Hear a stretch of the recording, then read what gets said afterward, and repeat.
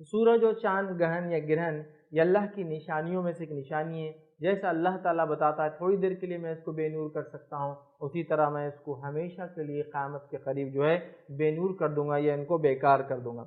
आम तौर पर सूरज और चांद ग्रहण के लिए जो लफ्ज़ इस्तेमाल होता है वो कुसूफ सूरज ग्रहण के लिए और खुसूफ चांद ग्रहण के लिए, वरना आम एतबार से इसको उर्फियत में खुसूफ ही कहा जाता है, चाहे सूरज ग्रहण हो चाहे चांद ग्रहण हो। लेकिन अगर लुगत में आप डिफरेंशिएट करें तो कुसूफ और खुसूफ ये दोनों अलग है। कुसूफ इस्तेमाल होता है सूरज ग्रहण के लिए और खुसूफ इस्तेमाल होता है चांद ग्रहण के लिए, याद रखिए। अब इसमें इस्लामी अकीदा क्या है?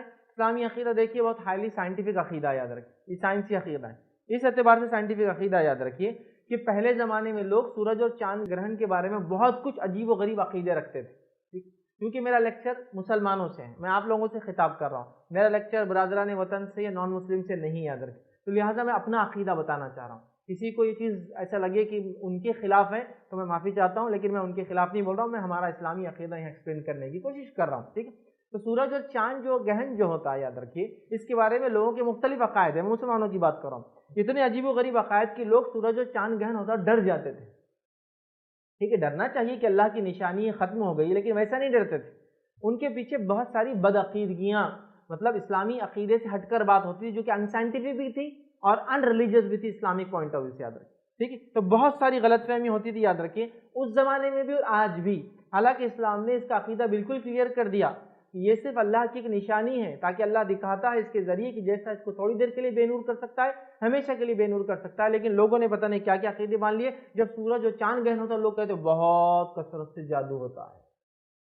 ठीक, इसी तरह सूरज और चांद ग्रहण तो बुराइयां आम हो जाती है अकीदा। इसी तरह एक सोचे बलाएं नाजिल होती सूरज और चांद जब ग्रहण होता है। इसी तरह कुछ लोग समझते हैं इससे आफतें आते, एक्सीडेंट्स होंगे, दुनिया में फुला फुला होंगे। इसी तरह कुछ लोग समझते हैं इनका होना बहुत खराब है, मतलब ये खराबी की अलामत है दुनिया के लिए। इसी तरह कुछ लोगों के अकीदे की नहूसत है ये, मतलब ये मनहूस है इसका होना। इस तरह कुछ लोग समझते हैं सूरज और चांद तकलीफ में आते हैं जब ग्रहण लगता है उनको। इसी तरह कुछ लोगों का सोचना है बीमारियां आम हो जाती हैं इनके आने से। इसी तरह कुछ लोग ये समझते हैं कि औलाद पर जो होने वाली असर पड़ता है, इसलिए प्रेग्नेंट औरतों को काम नहीं करने देते, घर में सो जाओ बोलते हैं हामिला औरत को। इसी तरह कुछ लोग सोचते हैं शादी पे इसका बुरा असर पड़ता है, तो जो महीने सूरज और चांद ग्रहण होता है लोग शादी नहीं करते, जो दिन सूरज और चांद ग्रहण होता है लोग शादी नहीं करते। जिनकी शादी गलती से तय होगी कभी कभार तोड़ देते हैं, और जिनकी होगी तो लोग बोलते रहे इनकी शादी को अब ग्रहण लग गया अभी से।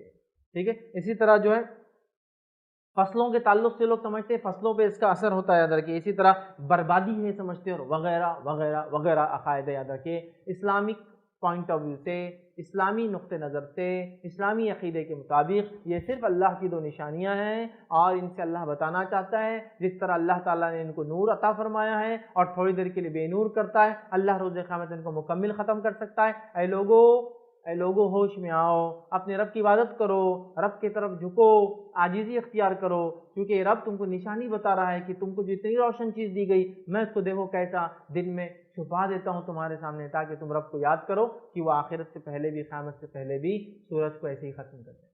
तो बस ये अकीदा है। लेकिन हमारे पास न जाने कितनी बदशगुनियाँ, बद अकीदे, तवहुम जिसको कहते हैं, ठीक है, अंधविश्वास और पता नहीं क्या क्या है। इस्लाम एक साइंटिफिक दीन है, ये एक ऐसा मजहब और दीन और धर्म है जो बहुत ज़्यादा साइंस से कंप्लाइंस करता है, बल्कि इसने वो सारी बातें 1450 साल पहले बताई जो साइंस जब समझ नहीं सकती थी, और आज भी ऐसी बातों का दावा करता है जो साइंस अभी प्रूफ नहीं कर सकती, डिनाई भी नहीं करती है।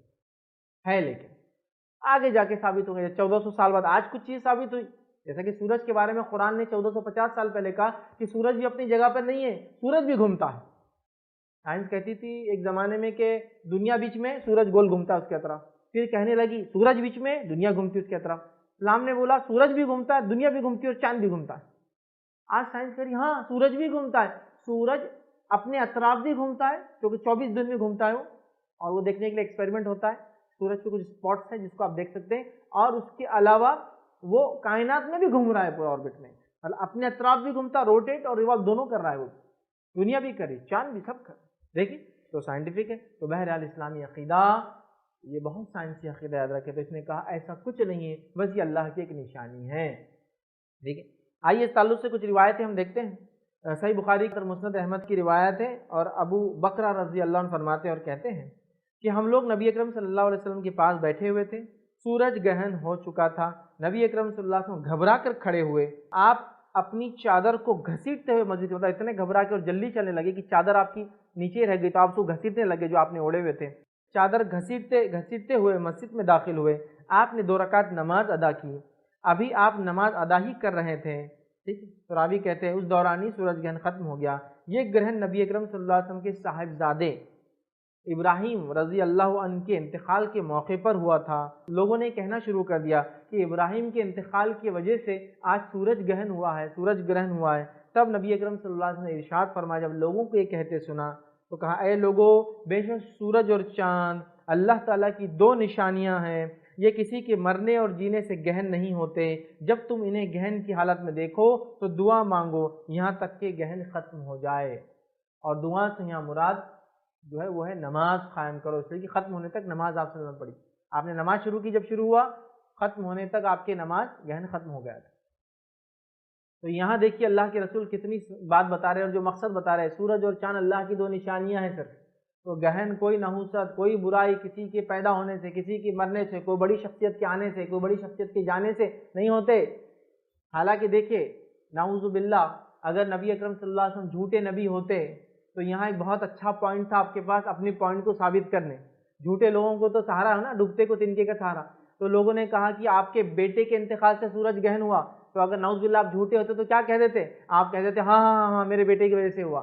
آپ کہہ رہے نہیں، سورج اور چاند کسی کے جینے اور مرنے سے، کوئی میرا بیٹے کا انتقال ہوا تو اس سے سورج گہن نہیں ہوتا ہے، یہ اللہ کی نشانیاں ہیں۔ تو بارش کا ہونا، سورج کا گہن ہونا، چاند کا گہن ہونا، ہواؤں کا چلنا، آندھیوں کا چلنا، یہ کوئی کسی کے پیدائش سے، کسی کے مرنے سے، کسی کے اچھے کام کرنے سے، کسی کے برے کام کرنے سے نہیں ہوتا ہے، یہ اللہ کی نشانیاں ہیں۔ اللہ جب چاہتا ہے ان کو کرتا ہے، یاد رکھیے۔ تو سورج اور چاند آپ نے فرمایا یہ اللہ کی نشانی ہے۔ کتنا سائنٹیفک عقیدہ دے اپنے ماننے والوں کو کہ نہیں، کسی پیدا اور کسی کے مرنے سے یہ کام نہیں ہوتا۔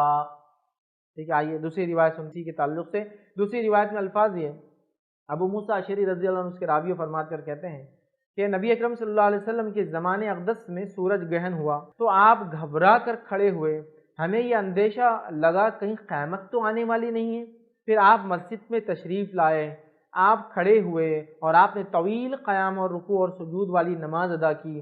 میں نے آپ کو کسی نماز میں اتنا طویل قیام اور رکوع اور سجدہ کرتے ہوئے راوی کہتے نہیں دیکھا۔ بہت لمبا رکوع قیام، بہت لمبا رکوع، بہت لمبا سجدہ آپ نے کیا۔ پھر آپ نے خطبہ دیتے ہوئے ارشاد فرمایا، بے شک یہ نشانیاں ہیں جو اللہ تعالیٰ بھیجتا ہے، یہ کسی کے مرنے اور جینے کی وجہ سے نمودار نہیں ہوتی، بلکہ اللہ تعالیٰ انہیں بھیجتا ہے تاکہ ان کے ذریعے اپنے بندوں کو خوف دلائے۔